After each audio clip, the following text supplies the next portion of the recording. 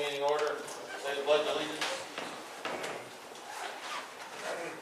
Pledge allegiance to the flag of the United States of America, and to the republic for which it stands, one nation, under God, indivisible, with liberty and justice for all. Roll call, Supervisor Chase. Here. Councilman Barber. Here. Councilman Ray. Here. Councilman McClare. Here. Councilman Barron. Yep. Okay, everybody, welcome to our March 2019 meeting. We've got a couple of special guests here. Area 2 candidates for county legislator, Francis Curry and Pam Ross are both here in our audience.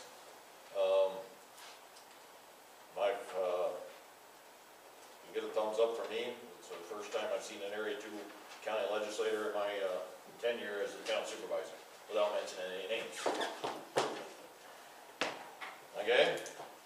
All right, motion to approve the minutes from February 12th, 2019. I'll make the motion to the minutes. February 20th, I say 12th. Yeah, 20, correct, yeah, February 20th. Minutes. I'll second it. Any discussion? All in favor? Aye. Opposed?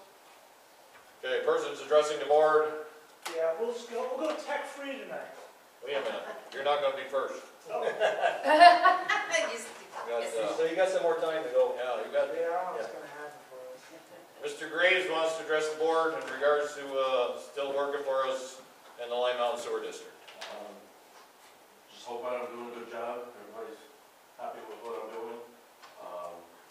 Talking with the supervisor and the council person, to be willing to stay on month by month till you do find somebody, for a couple more months. If everything works. There's a few things that I'm going to start writing out so that when a new person comes in, they can start addressing some of the situations that I see are going to need to be addressed. I know you've been talking with AES, just not very Right. Grant. Yep. There's a couple things I want to throw at you so you can throw it to them, because this plant's not getting any younger. Yeah. I understand that.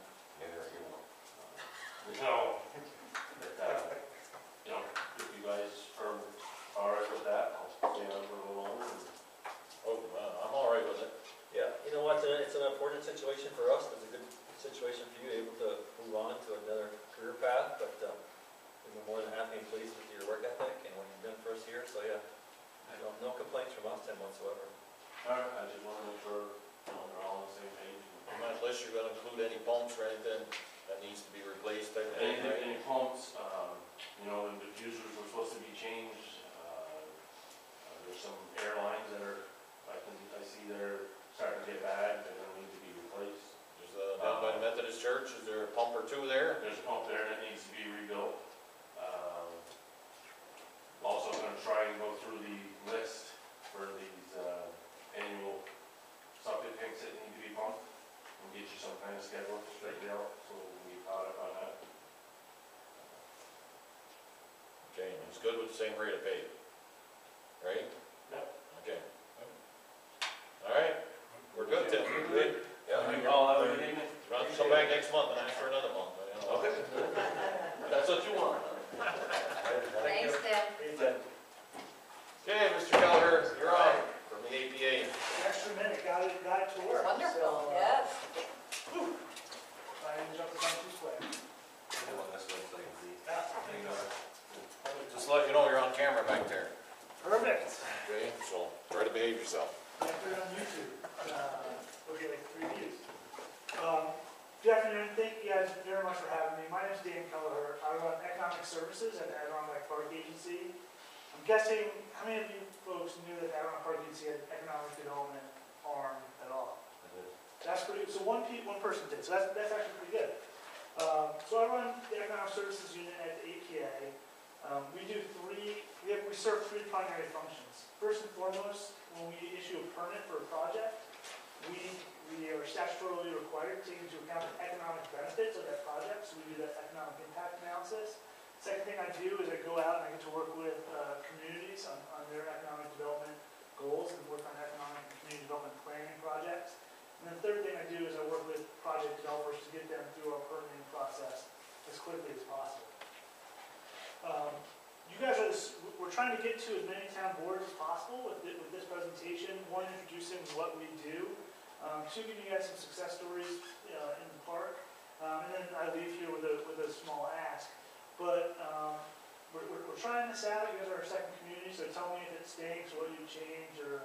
But really, we're here to primarily get your feedback at the end of this and see how we can be tailoring our programs to better serve all the towns inside Adirondacks. So I'm going to give you an introduction to our services, again, highlight some success stories, and then one final slide. It's a really easy ask of you folks. So our unit, we can be very flexible. We offer a variety of services to towns and small businesses free of charge. So we can do economic demographic data analysis. We work with communities on industry retention, business recruitment, community planning, project siting and permitting, project feasibility analysis. But if there's anything to take away from this slide is, we can be very flexible. And if you guys had some project that isn't listed on here, we will work with you to try to tailor suit our services to your needs. And again, I want to stress that it's free of charge, and it's open to towns, and it's open to small businesses. So if we had a business who had some sort of question or economic development project, and weren't sure where to start, we're happy to serve as a resource for those folks.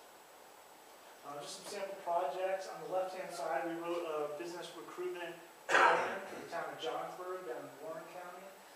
We actually did a market analysis for a grocery store in Indian Lake. They had lost their grocery store because the community has lost population, and so they were wondering what type of grocery store is most likely to come into Indian Lake.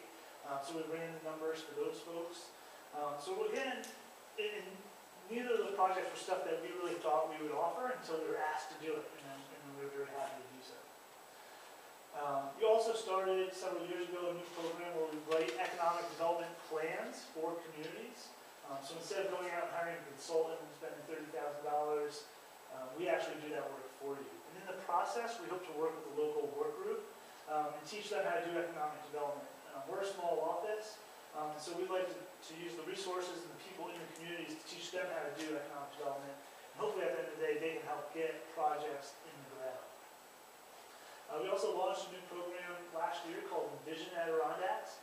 And this is really helping communities visualize different planning and zoning documents by developing 3D renderings on the computer of what buildings would actually look like under those scenarios. So zoning documents can be difficult to read, technical, and hard to visualize. So we want to do that visualization for you, and we've already implemented that in New Placid and in North Creek.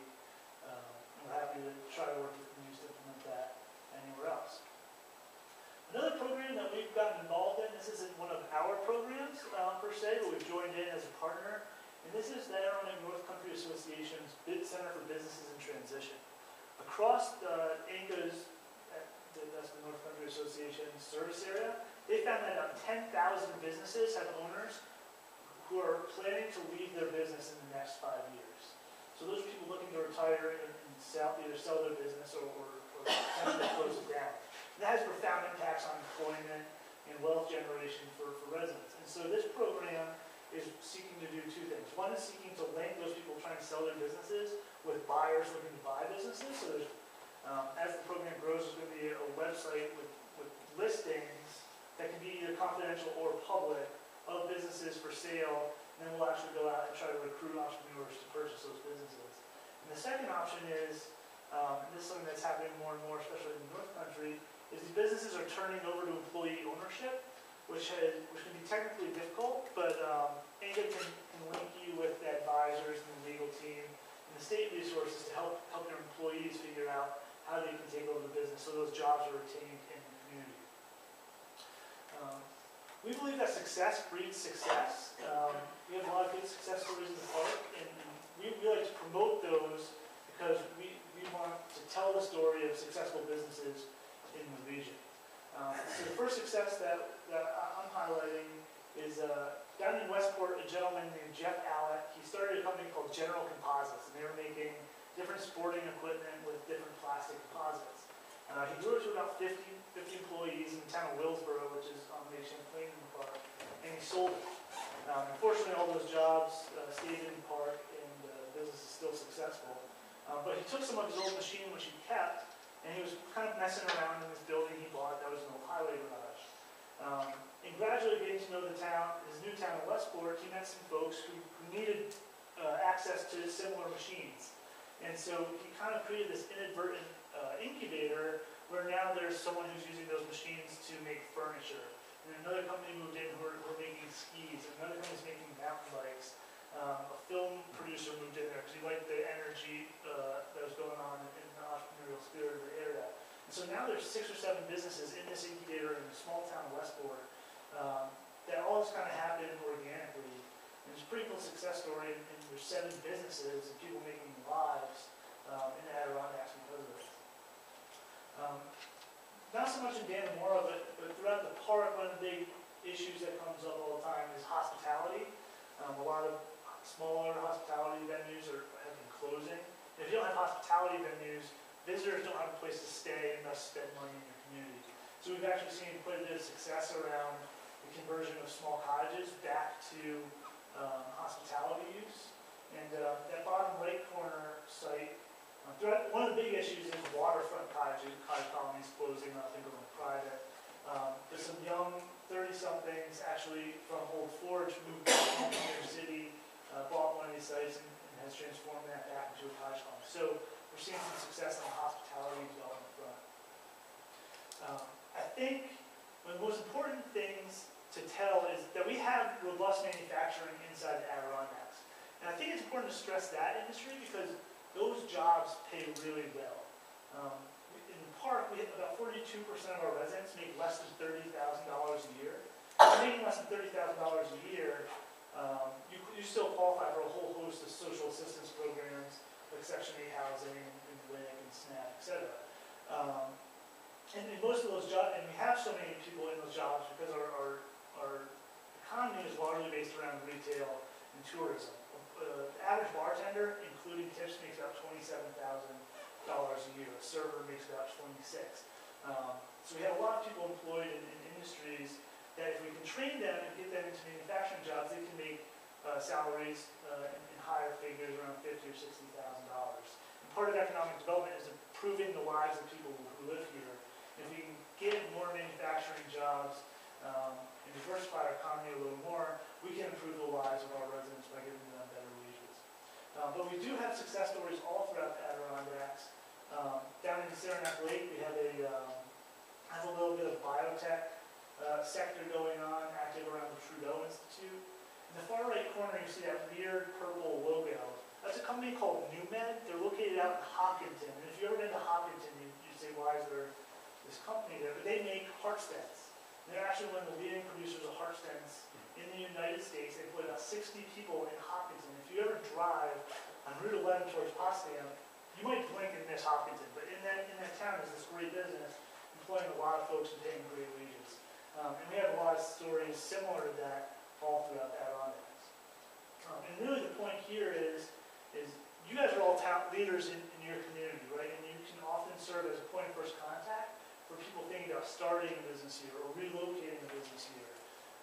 So when someone does that, and this is really the ask, is we would love for you to tell them that there are a lot of great businesses that are able to operate up here in northern New York and inside the blue line, and that we'd love to join you.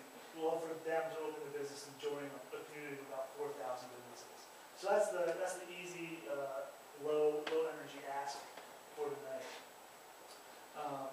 One of the big things we hear often is the need for additional cellular service and telecommunication towers. We've been working very hard to try to facilitate that development. Every year we get together with representatives for the tower companies, for Verizon and AT&T, and try to talk to them about where their next projects are coming from so we can invest staff time in helping those projects get permitted. Because of that work over the last really 10 years, and I'll show you the improvement in this, we've approved 125 different telecommunication towers in the park since 1973. Those towers have been permitted by about 401 different permits and permit amendments. And we've also done 71 public safety and emergency communication permits for 48 towers. And just to show you the rapid advancement of this, these are how many projects were permitted between 1976 and 1986, permitted between 87 and 97.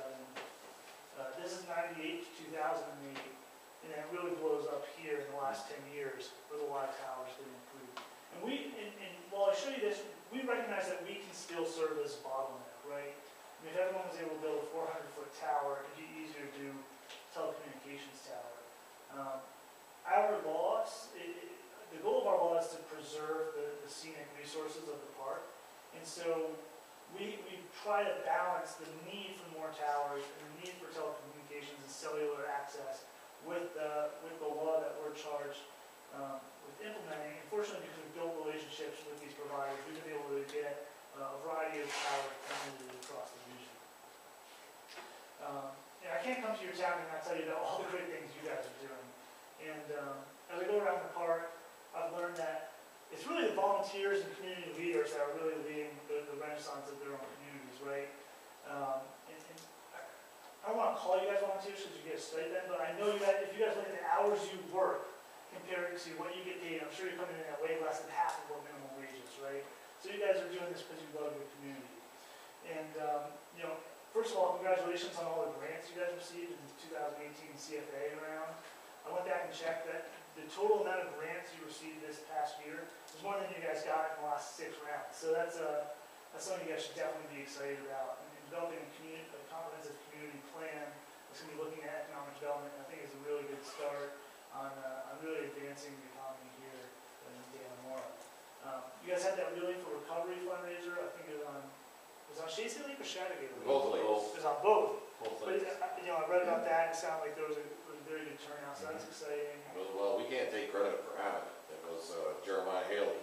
Yeah, but it's you know, it's a volunteer in your town, and that's important. Volunteers need credit too.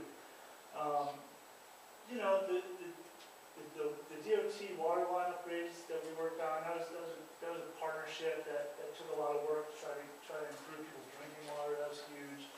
And then, you know, we've been working with you guys on aquatic invasive species controls and protecting people's home investments on the lake. So I think there's a lot of good stuff here in Dannemora, and I think you guys have a lot to be proud of.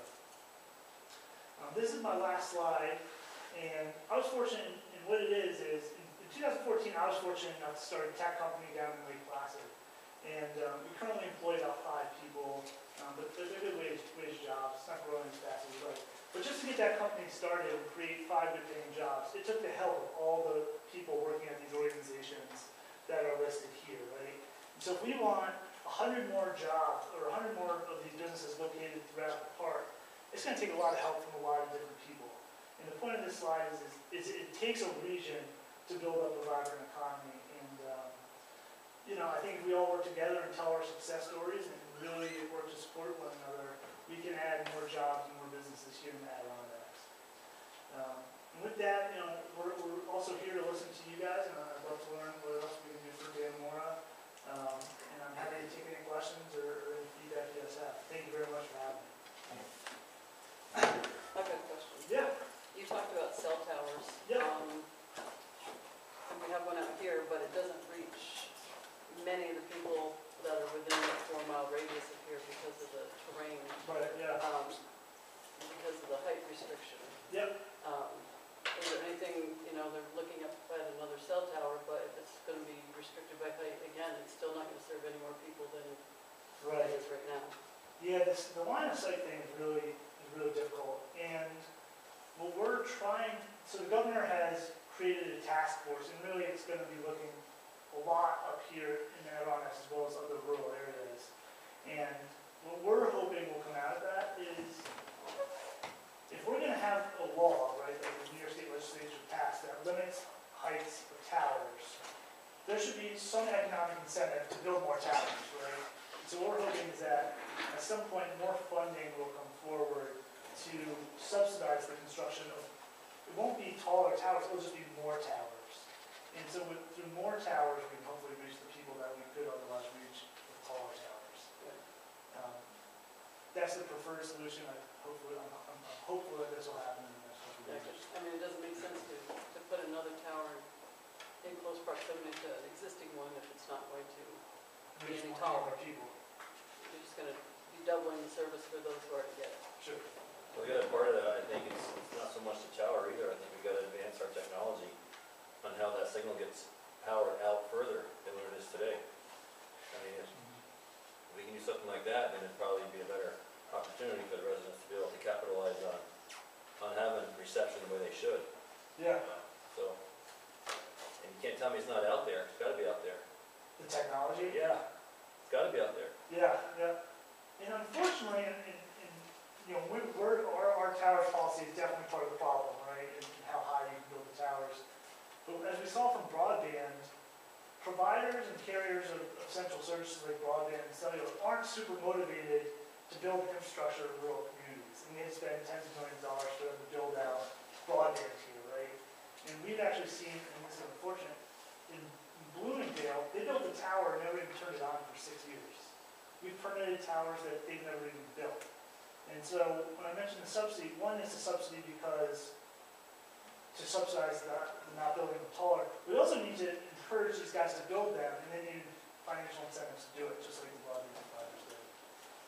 So I think it's a two-pronged approach that can solve through some economic development. I guess it's just, for me, it's interesting that we can put up windmills that tower above anything that's around here, but we can't put up a simple one tower that can project the signals, everybody can use it. Yeah, You know, and that's, don't tell me that's not politics, right? Well, windmills aren't in the park though. No, I understand that, but you know what? You That can comes see to, it from the park.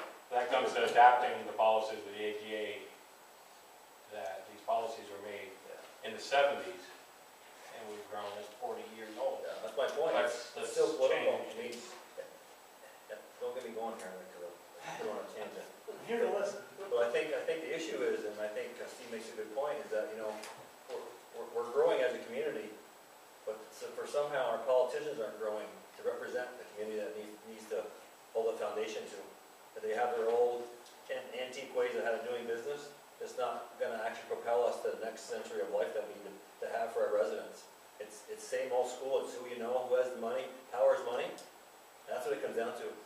So, you know, like I said, I just think a lot of it comes down to, you know, not understanding what's best for the community, but what's understanding who has the power and authority in the right political environment to say yea or nay, and how it's not going to affect our communities to make for a better tomorrow.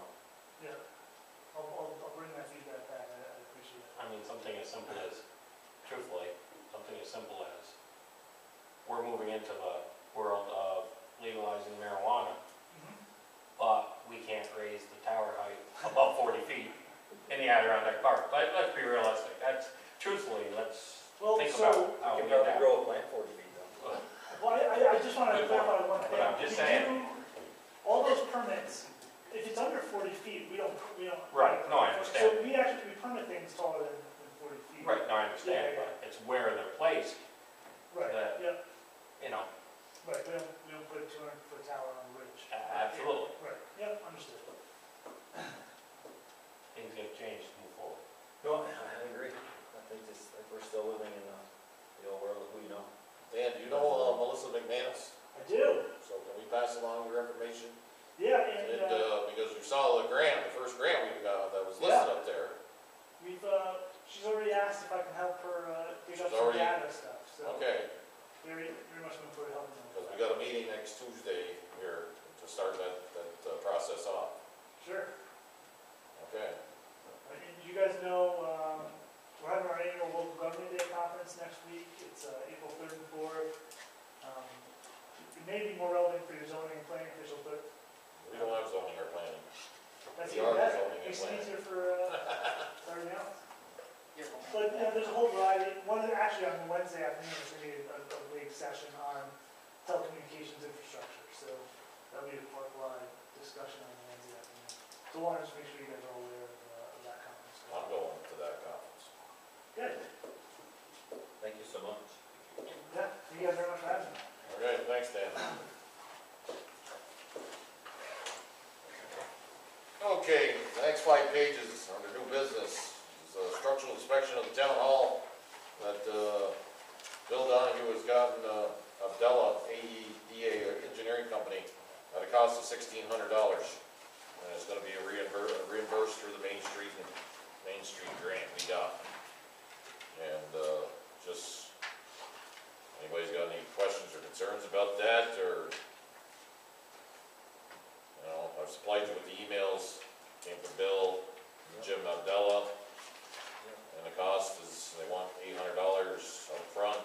in our bills to be paid tonight. So we're gonna need a motion to actually move forward with these guys working for us.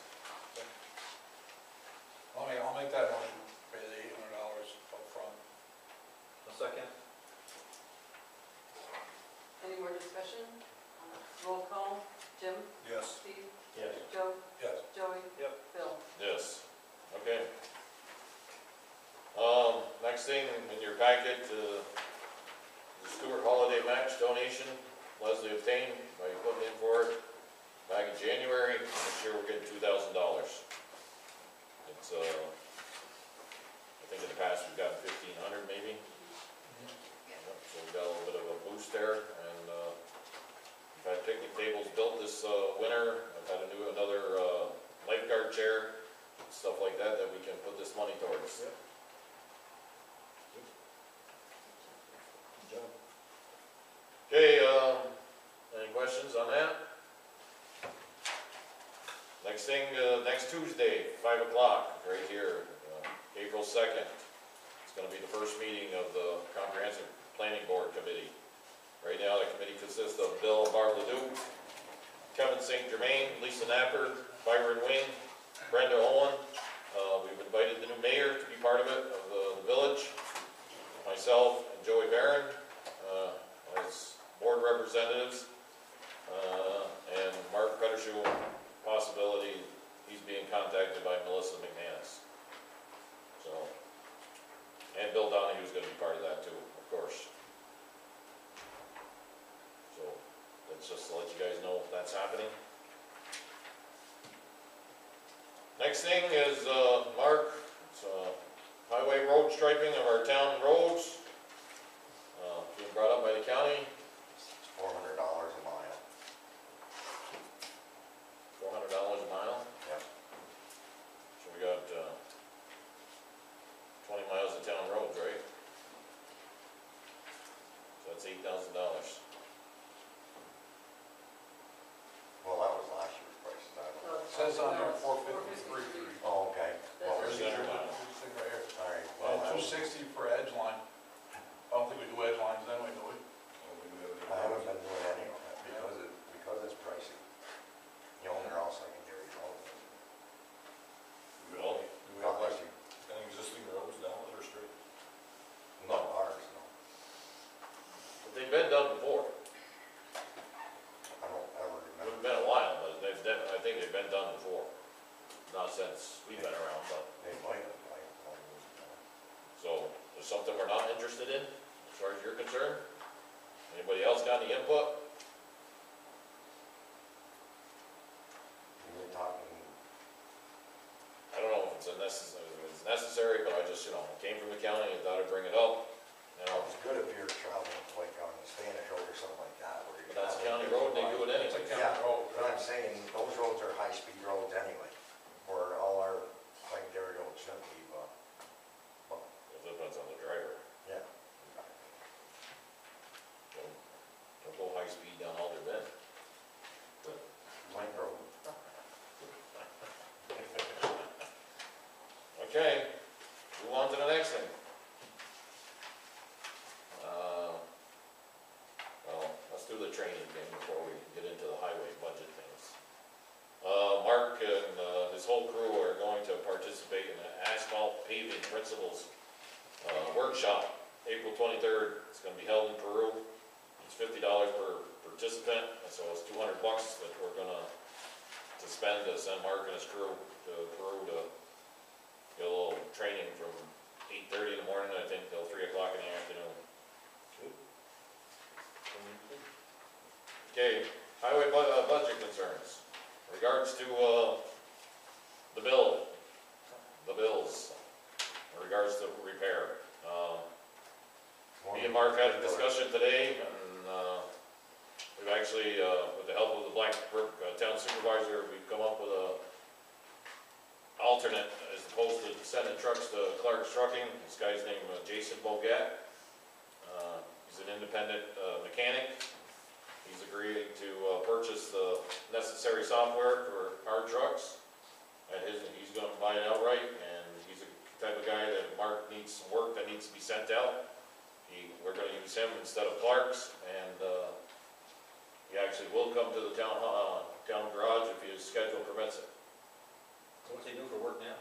He works on, that's what he does, he works on Huntley trucks, on FedEx trucks, the town Black Brook trucks.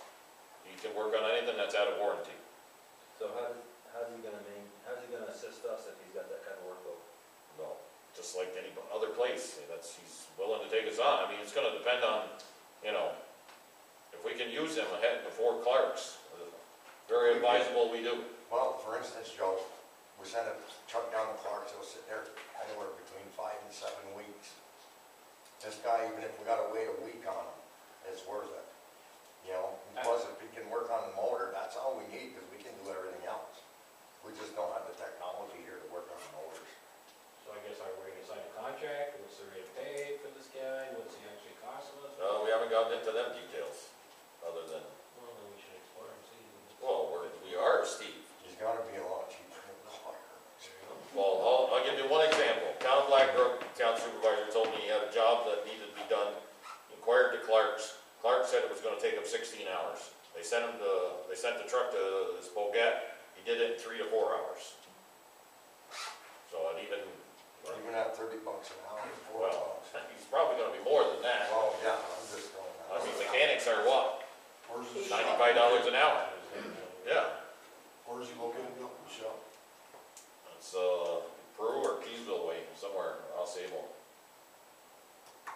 Listen, I'm okay with that. I just wanna make sure that his workload's not too heavy and then we don't get the opportunity to Well, the other use his services. The other thing that, Mark is gonna utilize, the fifth wheel more often, out in Malone too.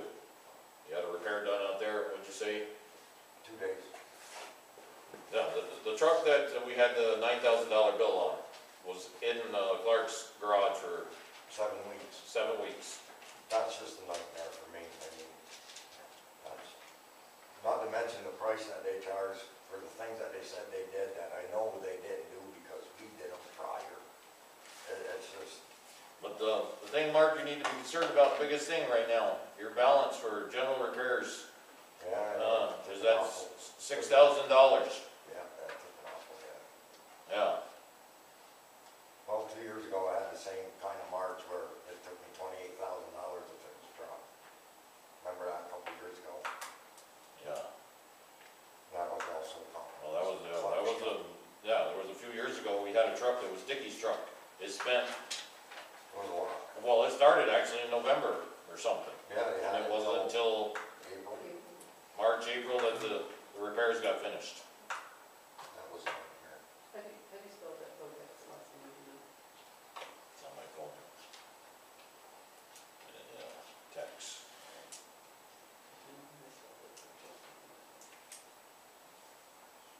I mean, the recommendation coming from another town, I think should carry some weight with us here. How long have they worked with it? I don't know, I just know he tells me he's a good mechanic, gets the job done, and it's a lot cheaper than, it's Bogett. Jim, you want his cell phone number? Anybody you want to talk to this guy? Any of you board members? I got his phone number. Yep, throw it up. 518-645-0029. If you could provide a proposal to the town, just a simple email, I will work on your vehicles for a cost of blah, blah, blah per hour plus, parts, whatever it is, just so we have some kind of baseline to go by, because it's really, just to kind of cover us, that's probably a good idea. Yeah, I actually did talk to him about that. Okay, I don't, we don't necessarily need a contract, I think, but just something from him. As long as he's got an insured garage that the vehicle sits in. Right, he's not gonna work on anything that's got a warranty, correct? We only have one truck right now that's under warranty. That new one we just bought, everything else is. But I mean, What's the interplay with him and that Verizon system we got? Don't they cover a lot of, like the towing, I mean, how does that, what's the interplay between those two guys, for those two systems? Now, the GPS that's on the truck. Yeah, whatever it is. Well, we found this out the hard way also, this month. I mean, we had a truck on the ditch, and that bill was $3,800 to have tow trucks come up and get them out. But we didn't know the Verizon GPS thing has free towing once or twice a year. didn't know it, Mark. Bill like that. But Two stage, for, okay, that stage in the game when I got a truck almost on its side, you kind of forget stuff like that. yes. Yeah, I thought it was like 50 miles or something. I don't remember, they do have, I don't remember exactly It what was it was. but- 4 per year Per truck, per truck. yeah. It was, because that was the whole reason that the board decided to go with it, because for what it would cost for one tow, pay for the whole thing. It's economically feasible for us to get into that agreement. It's Right. the money it's saving. Well, at that time, it slipped my mind, because like I say, I had a truck almost on its side. Yeah, that was more of a recovery than a tow. Yeah, because all I had to do was pull us out of the ditch. They know what to do now. Yes. Yeah, we do now, thanks to Leslie and Bill and, you know, everybody else for helping us out. But but one of the points you brought up is that we perform work on one of our vehicles, and it goes to Clark's, and then they get charged for the work that Clark said that we already did. You know why? If we have that type of mistrust relationship with a business that we're using, then we should really be taking some pictures of work that's been done and performed. I mean, if you look at the pictures that we got sent back from Clark's, definitely some basic maintenance 101 was not performed in our vehicles. Well, they're claiming that the electrical, battery cables and all that are all corroded. I can guarantee you, if they were like that, the pictures they send, that truck would not start.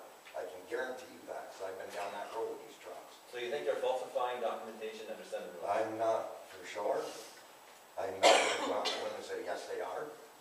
But I know for a fact, because Scott Stroll and myself changed and wires 6 months prior. Him and I did it, not Clark. That's all I can tell you.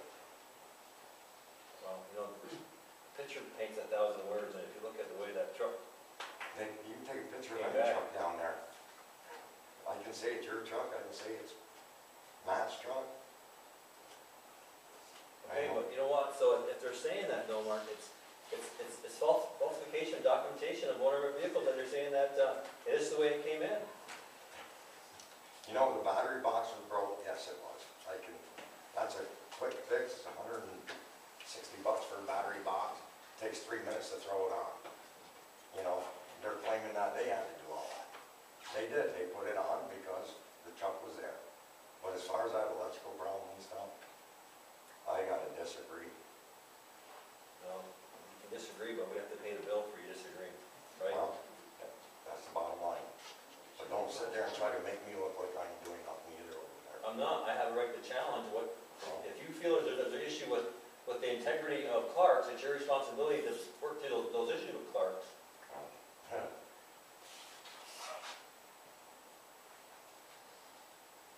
It's all about actually just making you, And it's all about, let's not go to Clark's anymore. well, and being aware of where you stand here is what this discussion is.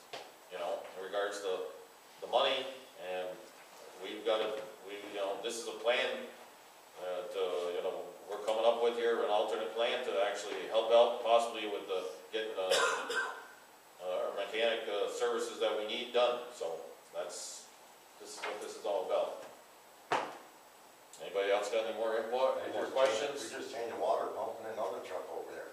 And we're not even mechanics, but we muscled through it. You know, the part itself was $700, just for a part this big, you know? But I get it. we tried, you know, we tried.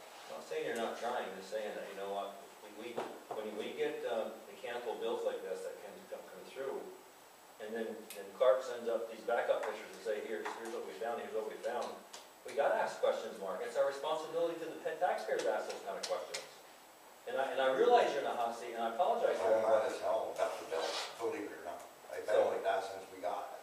Okay, but you know, I mean, that's your responsibility to be able to say, listen, I doubt that those damages of trucks are that high, okay, but still, a bill was sent to us that we have to pay. I know. So we have the right to answer those questions, because if I hit the street tomorrow and somebody out in the street says, geez, Joy, what the hell? $9,000 in truck repair bills? What the hell's going on in that town garage? They have the right to know. And a lot of it, we take care of right in house. I mean, We should. as far as oil changes and stuff, I got all this stuff over there to do it with. That's why I don't understand why they build us for doing an oil change. It's just buffalo. Well, that stuff we should challenge. We should challenge that kind of stuff. I just challenged Bailey Ford, that they had to work on my truck, and I said, listen, I just changed the oil in that truck, 500 miles, change the oil, well, we gotta drop the oil. I ain't paying for the oil change. They paid for the oil change. You got a challenge.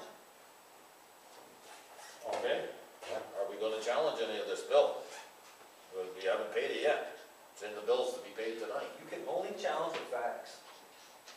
If we got facts or some sort of information that says, hey, listen, I doubt you performed that type of maintenance in that vehicle, then we should challenge, but if we don't, they're the one that's gonna have us in court, not them. Am I right or not? You're right. Lesson learned. I mean, it's an expensive. Hard lesson, Mark. It's a hard lesson, I Do agree. we have a maintenance book or like a logbook for each truck, so when maintenance is done, because they can get logged in real time, who did it, what date, so if we run into a situation, you can fill out a book and say, we keep track of the maintenance we do on each truck, we just changed this oil, Mark did this, March 15th. Something like that helps if we run into a situation like this We again. usually write it on, well, I know it's not a good way to keep track, but we usually write it on our oil filters, that way we know, when we're, but you're right. Like one of the I flash should put it in composition my books, like in logbook. the glove box of each thing, just a quick note with a date. Yeah, I who think did it. that's a good idea, that you start I any know my log- major, I- any major, or yeah, whatever kind of, I keep my logbook over there, I should, good Just point, if you Matt. get a bill like this, you can look back and know it, it kind of seems more realistic to get a challenge, something with some evidence that you've got 8 months ago. The day I did this, I wrote this down. Right, good idea. But that's gonna stand up a lot better in court than somebody saying, I think I did this a while ago. Kind of a lesson we learned that's not everything going on. Those real-time notes and things make a big difference. I got it, yeah, good point. and maybe just one logbook for just doing general maintenance for the men themselves. Not necessarily, you put it out there and then for every truck, they just gotta write in the truck number, the date, the time. This is what I did. This is, these are the parts we replaced or whatever. As opposed to put it in your logbook. That's also a good idea. Leave it right over, all of them get to. Right, and then tell them, everybody, remind each other, hey, did you put what we just did here in the logbook? Did somebody do it? It's part of their job. Very good idea, fellas. Okay. How's the new truck running? Great. Are all of our trucks back online now? Yeah, they are. Did you finish that repair on the one where the wing came off? No, we're not putting the wing back on it. Okay, Because of this time of year, we Right. don't really need a wing. That just makes more problems, really. But the truck is in the repaired state that the wing can go back on it, right? It'd take a matter of half an hour. Okay. I mean, we can put it back on And if we there. had a freak March storm where you 2.5 feet of snow, we get that wing off quickly. Yeah. Okay, but you okay. still don't want to use that. Okay, I'll make sure. You know what I mean? Everything's soft right now. Yeah, I get it. I get it. all right. Moving on. Everybody okay? Okay, any other new business? Old business? What's that? Oh, pages 9 through 17, that's the report from DEC. DEC, yeah. They met with Tim Greaves actually on February 6th, and that's just an inspection that was done, and actually Rob Streeter, who's actually a little higher up the ladder in DEC, he came up from Queensbury to be part of this. So, it's nothing where we were dinged on anything, I don't believe, so.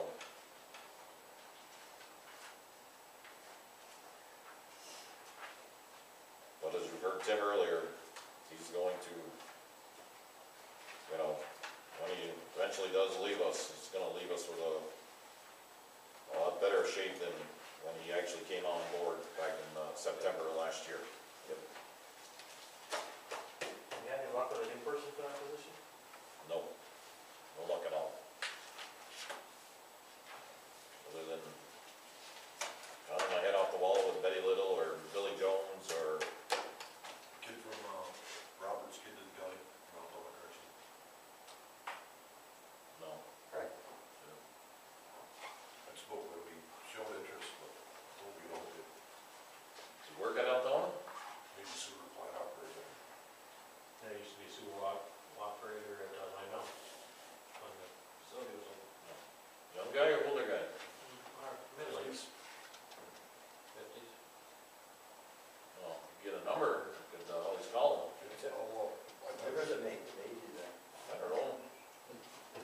trying to solve this problem for a long time. I don't care if I get a 20-year-old right now. Well, But the credentials if I will got a better. 65-year-old, I might have to be 2 years down the road looking for another one. I think he either lives in a village or on Saranac. Really? Yeah, he lives in Dannemora Church, so. Yeah, I'd like to talk to him and see if he'd even be interested in just working part-time and being the operator and at the same time training somebody. Oh, 1A, right? 1A. Two-way. Two-way. Two-way? You gotta have two-way. So, is Altona, how do they process their sewer? Activated sludge or not? He carried the license. I think it is, Bill. I think it is activated, so it's out there. Yeah, well, Jeff Green, yeah, he went there with a two-way. Yeah. But yeah, but a two-way though means you can work on ones and something lower. If you've got like a three, you can work on.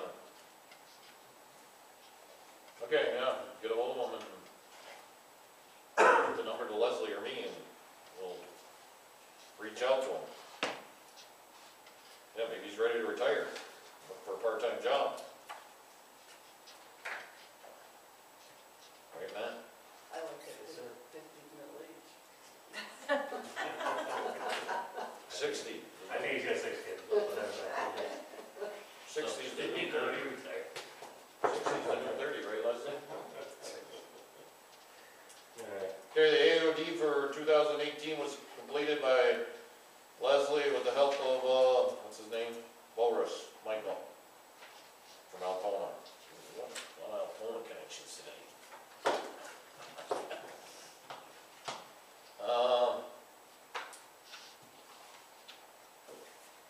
Okay, Village of Dannemora EMS agreement, or update. I don't know what Steve feels, but the numbers just don't add up in my eyes in regards to what they're trying to pull off. They want to maintain with the same deal that they have going with the Saranac Fire District and provide us with an EMS service up here also that we need. But it's, they're putting their numbers, they're saying it's going to be a cost of $672,000 or $678,000. With the income coming from, they're estimating $378,000 in revenue recovery, and then taxes from town of Dannemora and town of Saranac are $150,000 each.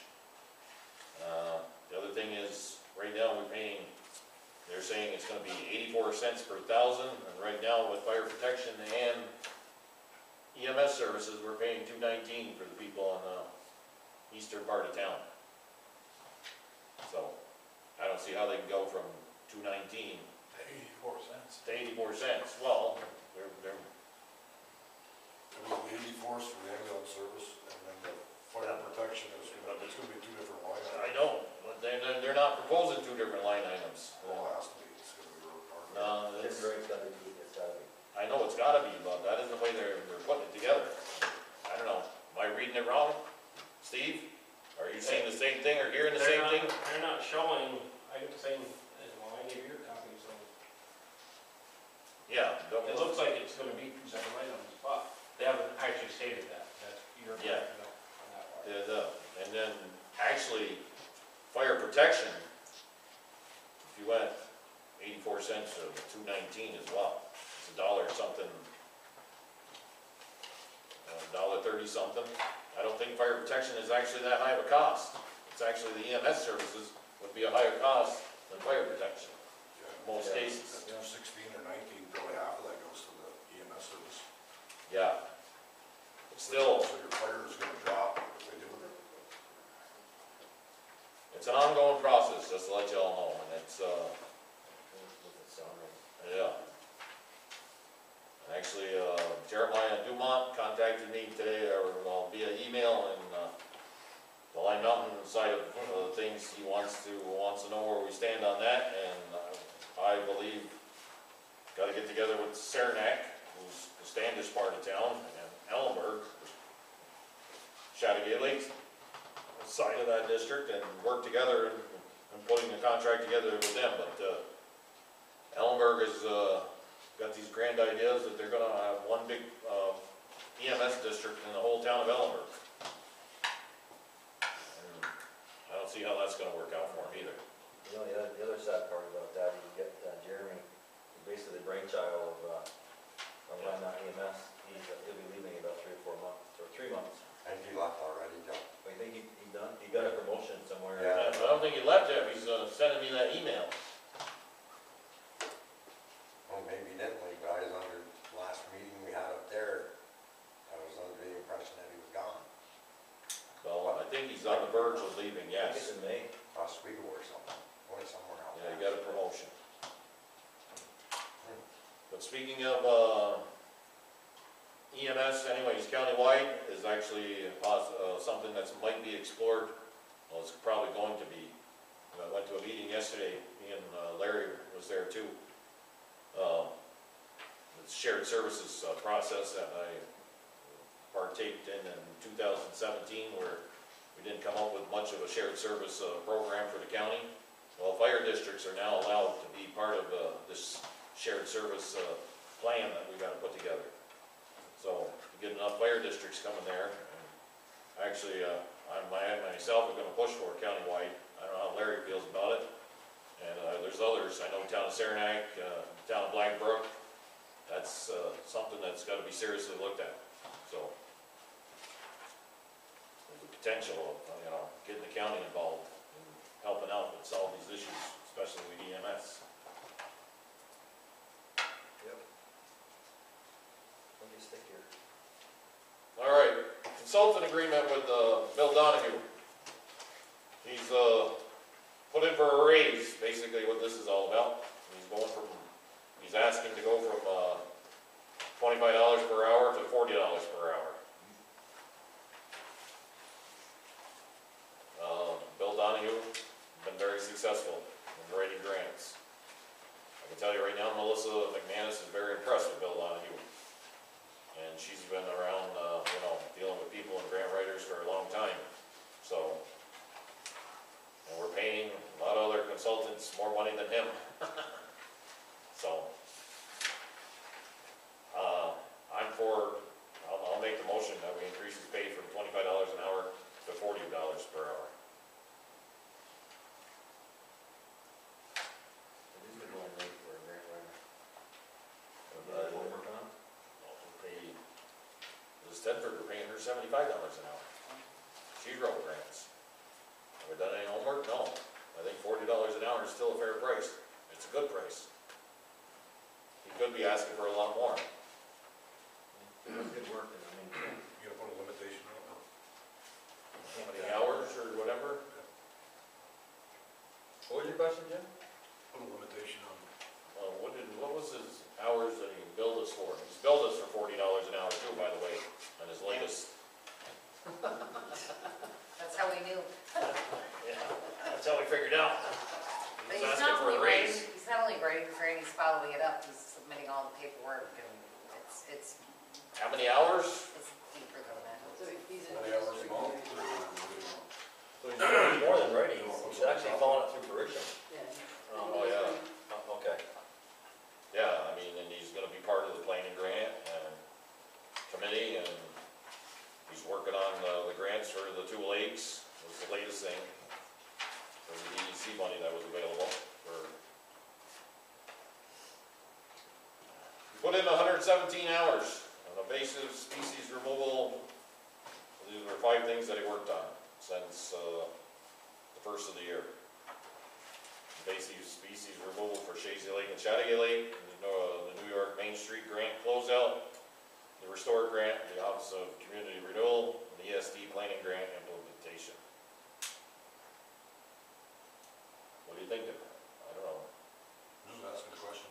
Well, I didn't think of putting a limitation on number of hours. I mean, I don't know if you wanna do that, because it may bite us on the other end, where he says, listen, I'm only allowed to work on 40 hours of work, and this grant needs another 25 hours, so what's he drops it? No, that was his job, that's not just, Then we gotta- no, I mean, it's good. what's he billing you there for how long? 117 hours at $40 an hour is $46.80 For the month? for 3 months. 3 months. So it's quarterly, so. So just have him submit monthly.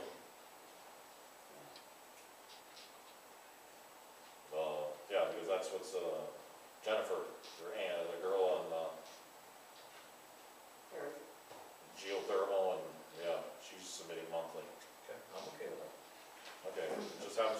monthly, Is there a- as opposed to quarterly, okay. So I'll make the motion that, to increase his pay to $40 an hour, and that stipulation is that he submits his, on a monthly basis. I'll second it. Is there any more discussion? Roll call, Jim, Yes. Steve, Joe, Yes. Joey. Yep. Bill. Yes.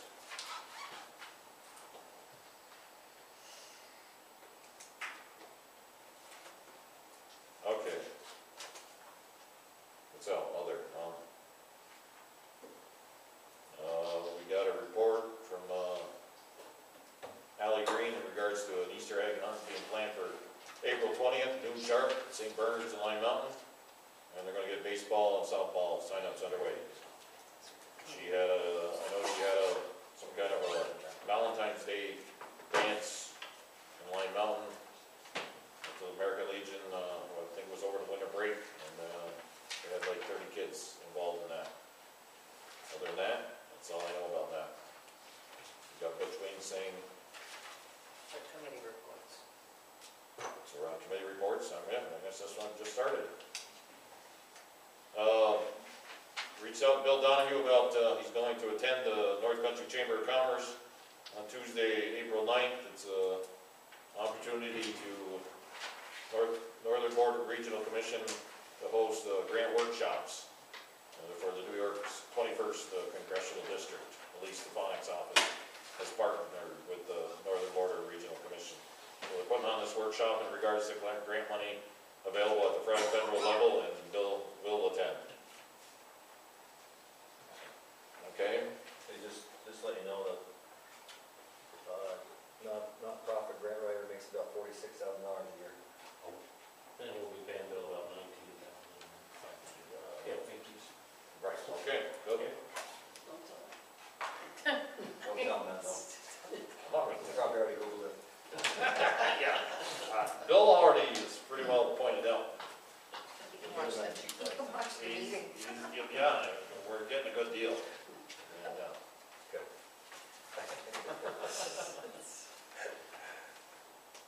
what else do I got to say? Oh, AT&T. I don't know, you got these in their packet? Yep. Yeah. Starts on page 25. Yeah, AT&T looking to put a cell tower up possibly on our property here, and it would be located over here on this side of the building, is what they're proposing. Mark, you guys would have to park over the parking spot, over there in the parking lot, if it does come to.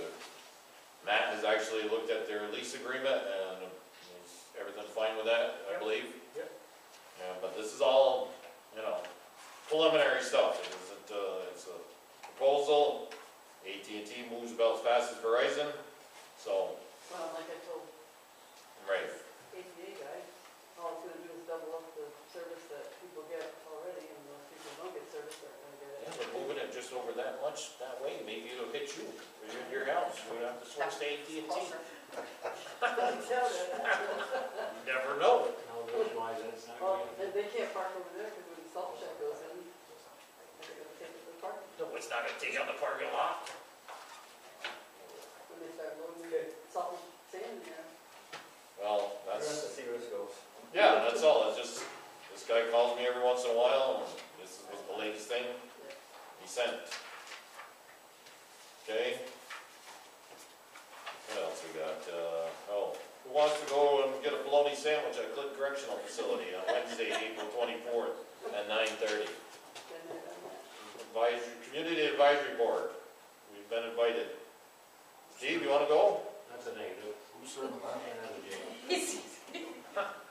Every year we get invited to this. For bologna sandwich? Well, that's what Debbie said. You going to the mess hall, or where you I going? used to go when I was on the board. She went, yeah, that's what they're gonna serve you. I used to go, and for lunch they served us the crap that they have in the Yeah. jail. We're already there, Jim, so you might as well know. Yeah, I don't know, I've been there 32 years, I've never. Well, they're breaking. it's an informal meeting which will take place in the Annex Conference Room. No. Dave Benjamin went a couple times. I've been before, but you can only put about 20 people. Yeah,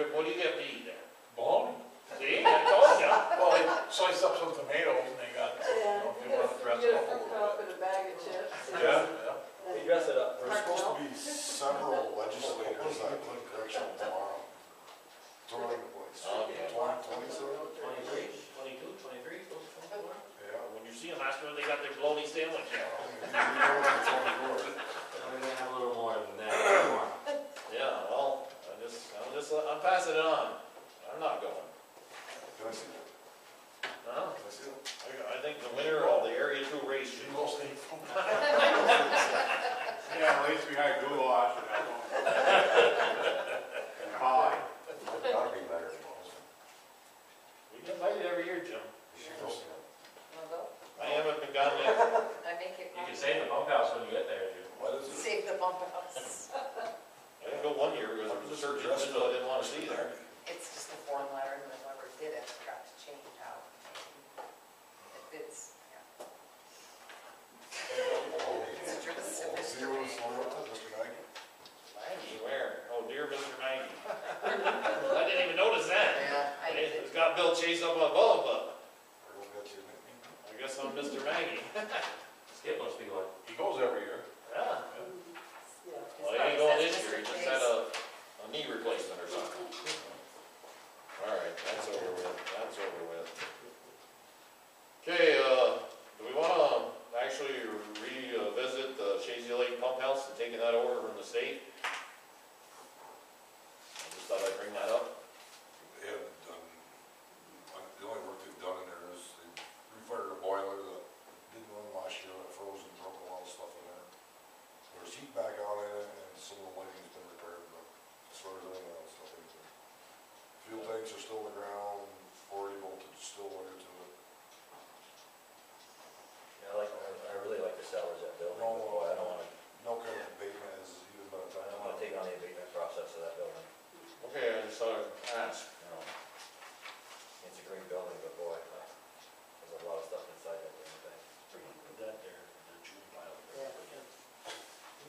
at that. In 3 months, I'll bring it up again. Whether we wanna take on the pump house again. All right, that's that, okay, I think that's all I got for tonight. Steve, you got anything? no, I went and visited Brenda Owen, come to JCEO today, everything's going pretty well, she's acting well. EMS, we're still trying to figure out what's going on with that. That's all I got. Oh, I, just thought of something, you know, when you're saying, thinking of the village and stuff, is supposedly the new mayor saying that the state has gotten, was given them the money to take out them yellow buildings. And they're just waiting on for the money to arrive. county owned buildings. Well, not even the county, I heard from, it was Kimberly Davis that had actually told me the state was coming up with this money. But There's gotta be asbestos abatement in there too, right? Gotta be. Gotta be. It's Gotta more, be. More lead. there's more lead in there. Oh, yeah. But More wood. There's supposedly actually some more- money is coming from the state to get rid of them. I think Mr. Joel was referring to they were hoping to do that through the land bank. So I don't know, that's not gonna be tomorrow, obviously. Well, that land bank is It's down way actually, down the road, so, no, I think that whole land bank idea is getting shot down. There's a lot of towns that are not for it. okay. So In that's- particular, the town of Plattsburgh, who was gonna make the biggest, Yeah. donation towards it. Larry, are you guys for that? See, I know Beatontown is, Shazy's not, I mean, Beatontown's against it, Shazy, Champlain. Yeah. So, but that was my understanding, he said we're But gonna. if they don't do the land bank, are they going to revert back to the way they did? Yeah, they're gonna, They said yeah. they're still not going to reimburse us for, make towns whole. I don't know about that, I don't know if that's, Yeah, that's, because that's a big. I saw Kimberly Davis, when I went to that meeting yesterday, she told me, was revising the plan. Non-participation. Joey, you got anything for us tonight? No, my biggest fear right now is just, with Jeremy leaving, Pine Mountain EMS, he's pretty much running the financial structure of that whole EMS, board. And he definitely is a brainchild, he's a very bright individual, and, I think, with him leaving, it's gonna put us at risk of, not having someone else take over that responsibility, so we're worried about that. So, I mean, overall, the Line on EMS, ambulance system is running pretty efficiently, but when you take out a couple DP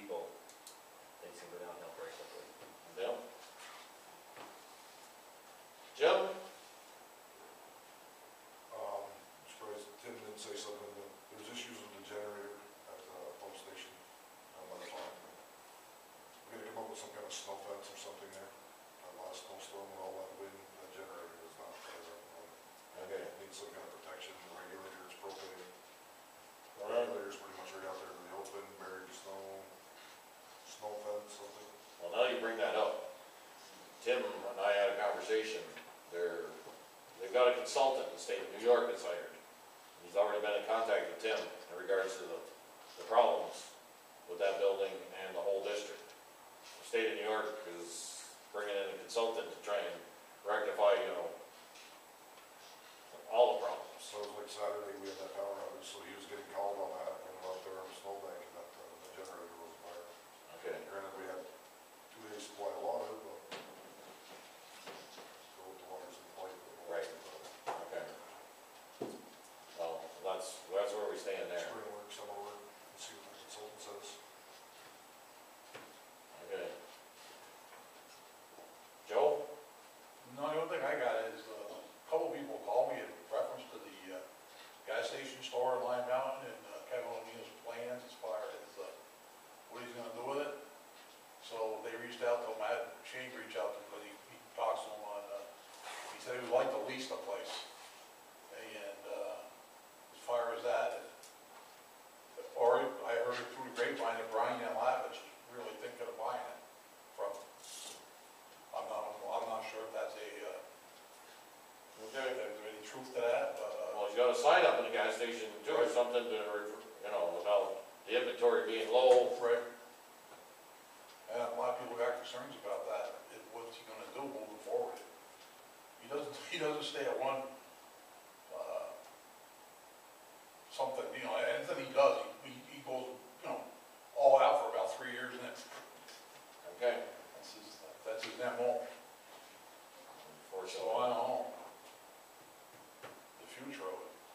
Well, I know there's people in Lime Mountain that are trying to get rid of their property, sell it to a Family Dollar or a Dollar Tree or Dollar General. But you can always talk to a Canadian, see if he'd buy it. He buys things in Lime Mountain. You think you go with that? I don't know. You gotta do something on it. Well, it would be nice to It'd be a see shame Brian, to lose that. nice to see Brian take that over. I mean, he's got a lucrative business and Right. just decided. No, his name was kicked out around out there, so I haven't had a chance to talk to him yet. It'd be great because, He's familiar with that kind of business. And, Well, what he's done to the store down then, just that there was a light there, one of the different towns, is yeah, amazing what he's done there. yeah, Where it started from where it is today, wow. good beer prices. All right, Jim jarred my memory, sewer thing, I mentioned Jim. Yesterday, actually Tuesday and, what's today, Wednesday? Yeah, Monday and Tuesday, we were digging, behind 54 Second Street, trying to find a cover to a sewer tank that needed to be, emptied. It took them 2 days to find it because the maps and, the way it is to try and help you find it, they were digging them, Mitch Facto's old yard before, and then it ended up, they found it in Bun's old house. And so I had to hire, Mark was busy with grants and everything, or not grants, with the mechanical work in the garage, and anyways, we had to get a smaller excavator in there. So I hired the wares, had Dickie Dash on too, as, working to, help try to find the thing. He used the Bobcat to clear out the snow before anybody showed up. Roto-Rooter was up there Monday for 2 hours. They charged $100 an hour just to sit there and wait, and they hadn't found it, so they had to come back on Tuesday. We didn't call them back on Tuesday until they actually found it. So, and then in February, my sister Alice's house, same problem. That was where the highwaymen found that one, and it's in the bills. That's a $500 bill. They charged like $390 to pump it out, and then he stood there. Well, it's not in the bills. We're holding that one. No, Yeah, we pulled that one out because they wanted to say he was standing there for 2 hours, and I was at my sister's house when he pulled up, and it was 12 o'clock, and Mark, they were done by 1:30. That's not 2 hours, and he started pumping probably about 1. But both tanks were full. And there was complaints complaints of backing up in the houses. So, They're not a specific schedule on it? best Tim could find on, this one this week was, it was 2,000 something, or Really? What? that it was last pump, that was the record. But they went on, I'm trying to find it the first day, they went, a neighbor said, yeah, they found it right over here. So they dug there from, I don't know, I bet you 4 hours, didn't find nothing, dug up the whole yard. So, but that's where we stand in the sewer issues of Lime Mountain. You know. Mark, I skipped you. Well, everybody knows I had to bring back Jason early. Rusty was in the hospital, just got out today. How's he doing? I'm not a doctor or nothing, but when you come home, he has oxygen tank with him. We don't know. Next doctor appointment's April 5th, I believe, and we'll know more from there, but. Yeah, Jen was in the office today talking to me and Leslie and turning in the doctor's slip and that kind of stuff. So, Yeah, so we don't know. she's trying to convince him that he should take as much time as he needs to go so he can come back, 100%. And he wants to come back as soon as he can because he's worried he's not gonna get paid. And we reassured her today that the checks, he's got enough time for 30 weeks to be off. So, yeah, sick time is 1,000 hours in between that, vacation and personal, so. Well, I told her that he will, he's still gonna get a check every 2 weeks, because I guess he was worried about that. Well, I hope for the best, hopefully he comes back to us soon, but Not a good time. you can't, no, not good. Okay. That's all.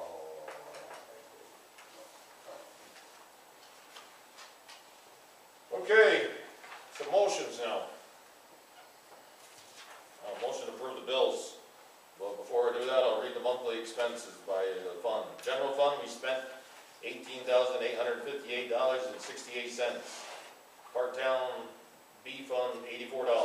The highway fund, $28,924.91. Capital projects, $5,000. Lime Mountain Lights, $1,268.44. Lime Mountain Sewer, $234.36. Lime Mountain Water, $569.61. Dannemora Sewer, $354.03. Dannemora Water, $50. Ledger's Corner Water District, $165.31. Trust and Agency, $2,118.05. And total expenses for the month are $57,627.39. I'll make a motion to approve the bills for February. Second motion. Any discussion? Roll call, Jim? Yes. Steve? Yes. Joe? Yes. Joey? Bill? Yes. Okay, motion to approve Rebecca Langlois attending a training conference in Syracuse. That doesn't occur until September into October. It's at a cost of $774.38. And overnight stay too. I believe so. 3 nights. 3 nights. I'll make the motion to approve that. Gonna take Butch with her. I'll second that. That's good. Or take the book, too. That's good stuff. Both of you. Any more discussion? Roll call, Jim? Yes. Steve? Yes. Joe? Yes. Joey? Yeah. Bill? Yes.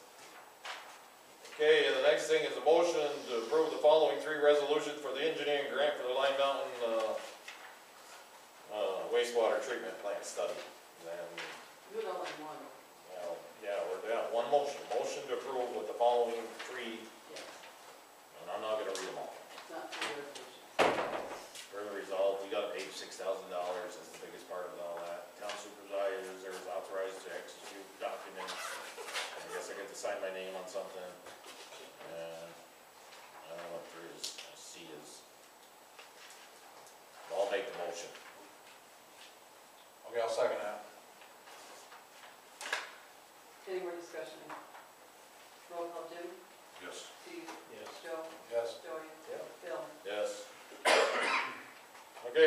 comments? Francis, Pam, either one of you guys wanna make any comments? I'll wish you the best of luck to both of you on April 23rd. Come quick. Debbie, you gotta edit my response. I said February bills, March bills. How do we compare to other town board meetings? Are we, is our town board meeting a lot more fun than Ellenberg or Altona? Not as much fun as Elmer. Oh, yeah, you got yelled at there. They're all very different. It was fascinating, it was interesting, really fascinating. Only if something comes out. You run a good meeting, and your place is beautiful. Okay, well, I appreciate you guys coming, like I said earlier. It's, Well, it's the only well, one- whoever wins, I expect to see you back here, Absolutely. okay? I've got, water bills going out later this week, just so everyone know, and also I've got 153 late tax notices going out as well, so. Be patient. Any other public comments? I had to think about that one. Martha, your bodyguard, he doesn't have nothing to say? I'll just let you know, I got Dickie, I'm gonna possibly help out with clearing out fire hydrants and everything, because Daryl's off and about to Florida, so, and the big snow, but, I utilized Dickie, picked up a little bit of extra money, I charged it, the rate was $15 an hour, he agreed to. That's what we paid. He knows the equipment too, that's nice about it. Yeah. He's not using the equipment, so. Okay, nothing else? Meeting adjourned.